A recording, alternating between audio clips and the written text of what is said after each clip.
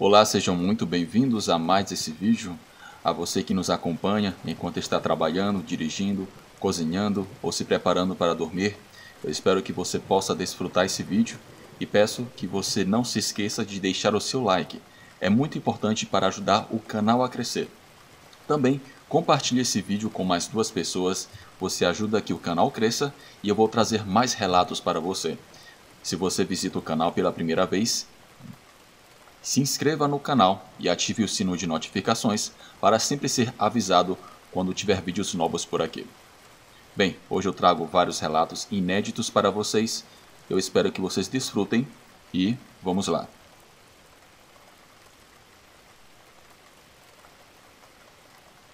O meu nome é Leonardo, eu moro em uma pequena cidade no estado de Oaxaca. Aqui a grande maioria dos habitantes se dedica à agricultura e à criação de gado. Na verdade, não aspiramos a muito, então, se alguém quer progredir, é necessário sair da cidade. Aqueles que se aventuram a fazê-lo quase sempre vão para os Estados Unidos em busca do sonho americano. Há cerca de 12 anos, um jovem aqui chamado Daniel partiu da cidade em direção ao destino para cuidar dos seus negócios. Acredito que ele teve sucesso, pois ele construiu sua própria casa, comprou alguns terrenos e coisas do tipo. Após 12 anos, ele voltou à cidade, mais por obrigação do que por vontade própria, pois foi informado do falecimento de seus pais devido à idade avançada, e assim Daniel retornou à cidade. Esse homem agora era alguém de poucas palavras, quase não conversava com ninguém e não parecia trabalhar em nada. Na cidade, presumia-se que ele tinha dólares guardados apenas esperando o dia para voltar aos Estados Unidos. Ele não tinha muitos irmãos ou familiares próximos, então não tinha muitos motivos para permanecer na cidade. Bem, o que eu vou narrar a seguir é algo que não posso afirmar com 100% de certeza. No entanto, acredito que aconteceu da maneira como eu estou pensando. Em nossa casa, como mencionei, vivemos da agricultura e da criação de animais.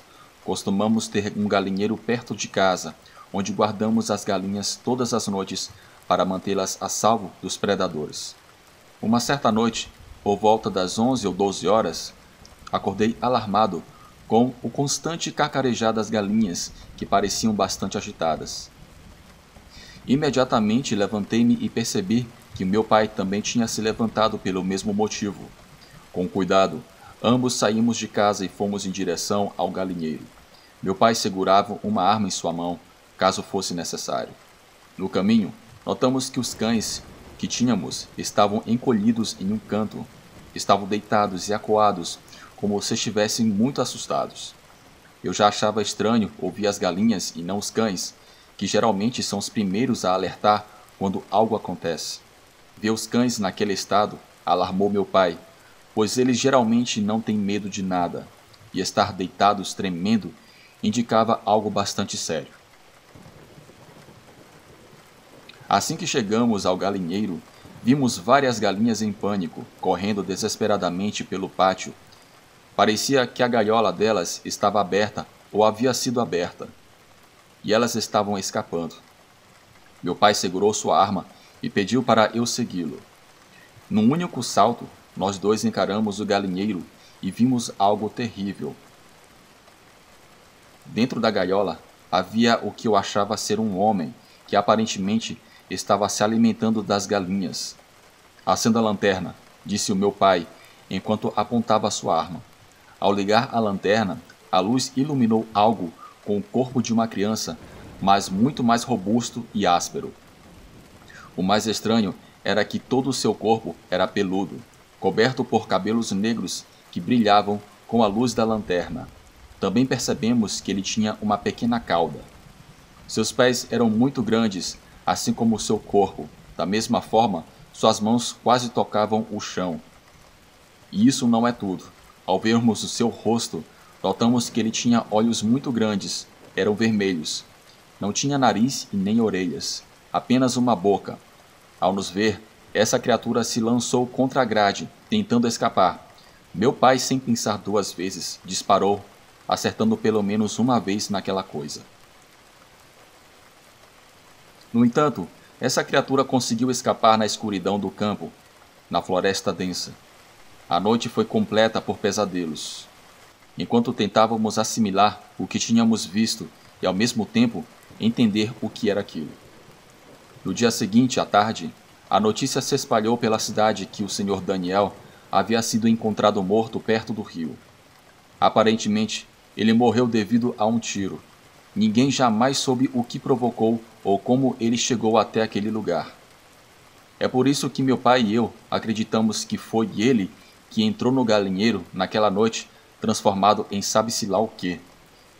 E meu pai foi quem o feriu. Por isso, como eu mencionei anteriormente, eu não tenho 100% de certeza.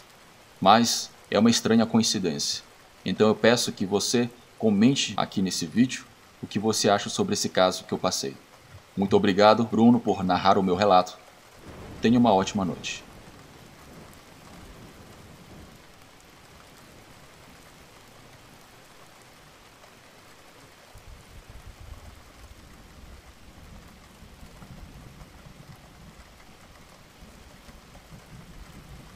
Boa noite, Frank.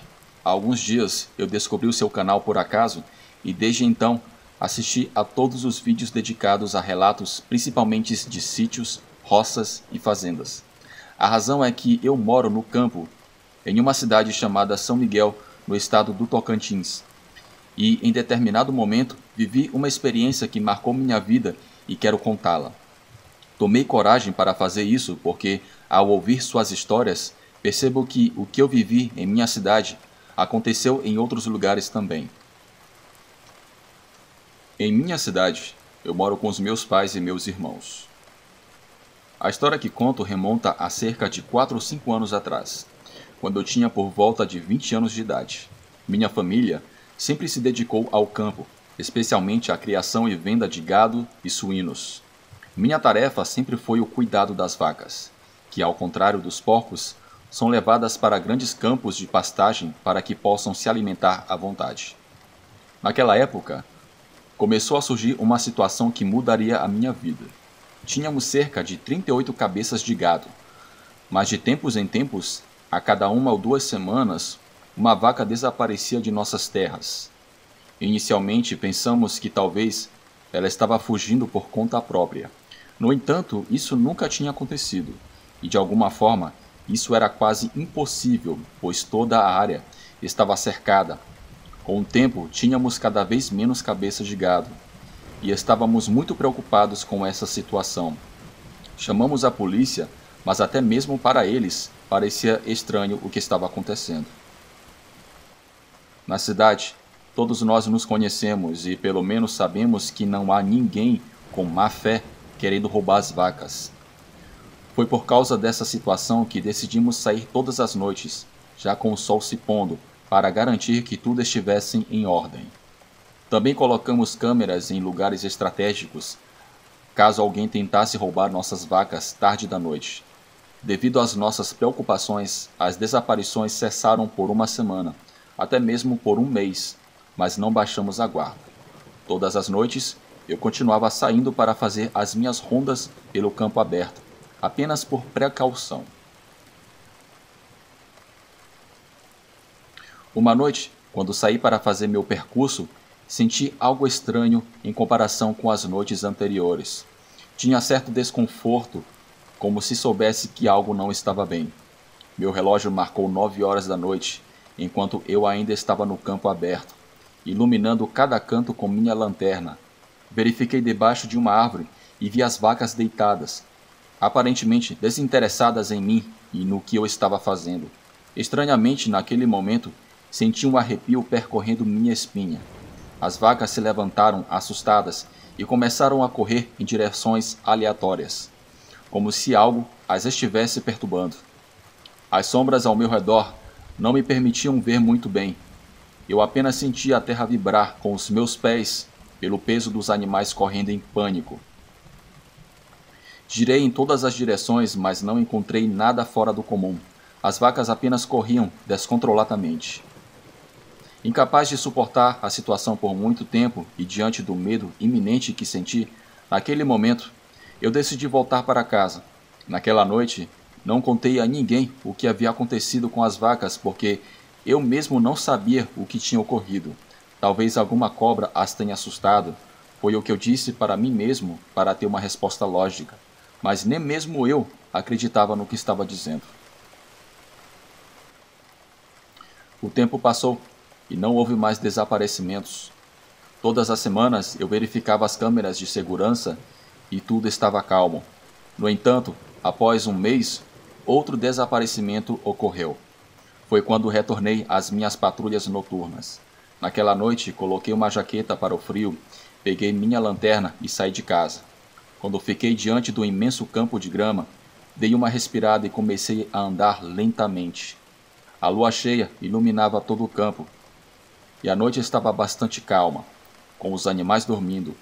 Mas de repente senti o mesmo maldito medo de antes, uma ansiedade inexplicável, um terror que só experimentava quando estava naquele campo à noite. Antes que eu percebesse, vi a silhueta mais visível. Era uma vaca a alguns metros de onde eu estava. Esta, por alguma razão, estava longe das outras que estavam dormindo sob uma árvore. Mas essa vaca tinha algo horrível. Ela não estava deitada, nem mesmo estava de quatro patas. Estava em pé em duas patas. Parecia imensa, quase 2 metros de altura, ou talvez mais. Era como ver um monstro enorme que parecia estar dirigindo seu olhar para onde eu estava. Aquela vaca deu alguns passos, fazendo com que eu caísse no chão ao tentar recuar para me manter afastado dela. Eu queria gritar, mas a voz não saía. Estava paralisado de medo. Rapidamente, tentei apontar minha lanterna para iluminá-la. No processo, a vaca abaixou lentamente suas 2 patas da frente. Ela fez isso quase com todo o tempo do mundo, assumindo uma posição de silêncio, como todas as outras vacas. Quando finalmente consegui iluminá-la, era apenas um animal comum que começou a se afastar lentamente de mim. Como um louco, voltei correndo e gritando para casa. Meus pais me receberam, mas não acreditavam no que ouviam. Vaca? Qual delas? Perguntavam eles. Mas, devido ao susto, não me lembro da cor ou de algum sinal da vaca que estava em pé em 2 patas. Meus irmãos pensaram que eu apenas tinha visto algo errado. Talvez a luz da lua distorceu minha visão, ou eu estava apenas cansado. Depois disso, todas as vacas começaram a ser trancadas nos currais à noite. Câmeras de segurança foram apontadas para elas 24 horas por dia. No entanto, nunca mais foi visto algo como o que eu vi naquela noite. Embora devo dizer que várias delas ficavam olhando fixamente para as câmeras, como se soubessem que do outro lado alguém as estava observando, como se tivessem uma consciência mais humana.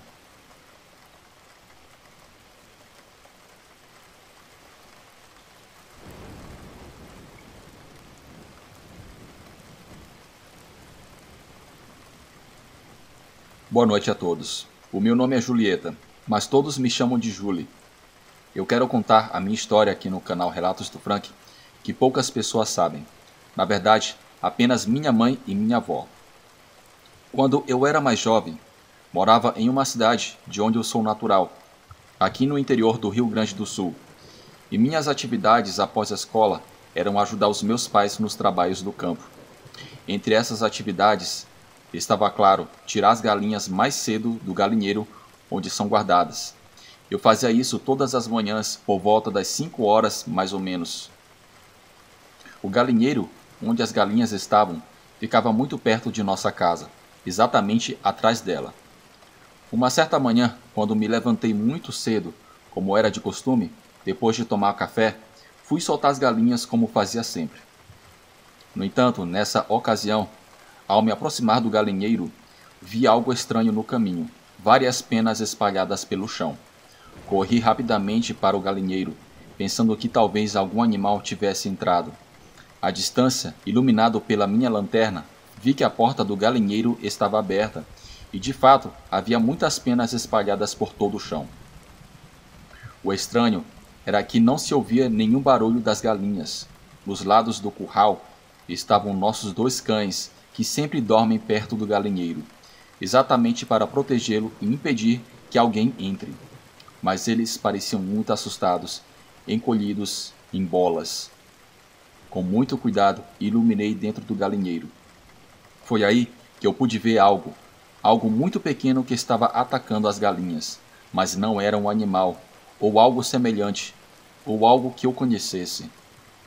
Era mais como uma criatura humanoide, mas de baixa estatura, algo como um duende.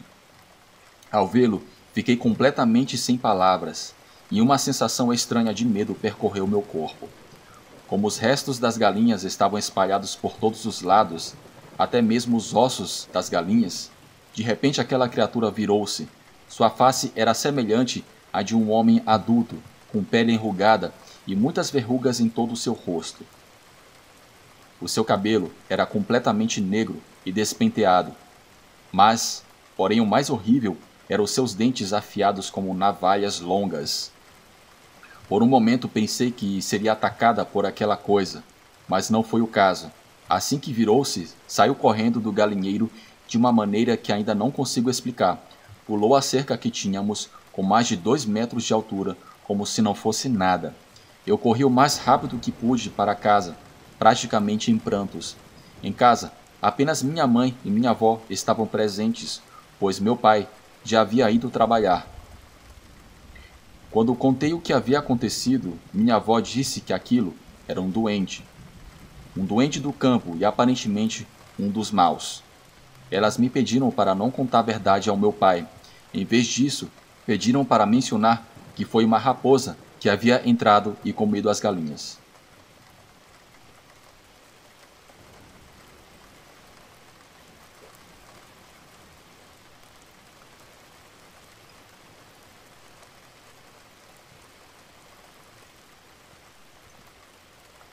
Essa história foi contada pelo meu avô Alfredo, e ele disse que aconteceu quando ele havia recém-casado com a minha avó Beatriz. Na época, ele menciona que não fazia muito tempo desde que tiveram seu primeiro filho, e que se tornou o meu tio Feliciano. Seguindo as tradições da época, minha avó se dedicava às tarefas domésticas e ao cuidado de seu filho, enquanto meu avô saía para trabalhar no campo. Meu avô tinha o hábito de acordar muito cedo, tomar café da manhã e sair para trabalhar. Ele trabalhava até tarde da noite, retornando por volta das 7 horas mais ou menos. Uma certa madrugada, quando se dirigia ao seu trabalho diário, ele disse que encontrou um homem, vestido como padre. Esse senhor parou, disse que não tinha nada e perguntou ao meu avô as horas. Embora ele não usasse relógio, calculou que era mais ou menos 5:30 da manhã. O padre agradeceu e de passagem disse algo que deixou meu avô intrigado. Ele disse ao meu avô para, quando chegar em casa, colocar um escapulário em seu filho. O padre tirou um escapulário do bolso e deu para o meu avô. Embora essa conversa tenha parecido estranha, porque ele não entendia como o padre sabia que tinha um filho, meu avô, sendo muito religioso e respeitoso com as figuras da igreja, aceitou o escapulário. Antes que meu avô pudesse perguntar ao padre como ele sabia de seu filho, o padre tomou seu rumo na direção oposta e foi embora a pé. Meu avô ficou intrigado, mas não teve escolha senão ir trabalhar. Durante toda a tarde, ele pensou sobre aquele padre que havia encontrado e até duvidou se deveria dar o escapulário que lhe deram para o seu filho. A questão é que, ao chegar em casa e contar o que aconteceu para minha avó Beatriz, ambos decidiram colocar o escapulário no menino. Nos dias seguintes, meu avô disse que todo o seu povoado foi atingido por uma espécie de gripe, algo como uma epidemia que afetou principalmente as crianças. Muitas não sobreviveram a esse processo e acabaram falecendo. No entanto, ela relata que seu filho, Feliciano, nunca ficou doente, sempre foi uma criança muito saudável. Com o tempo, ambos, tanto meu avô quanto minha avó, atribuem o fato de Feliciano nunca ter adoecido ao escapulário que o padre lhes entregou. Até hoje não sabemos quem era aquele padre, pois nunca mais o viram, mas acreditam que tenha sido uma alma caridosa que ajudou seu filho a não adoecer.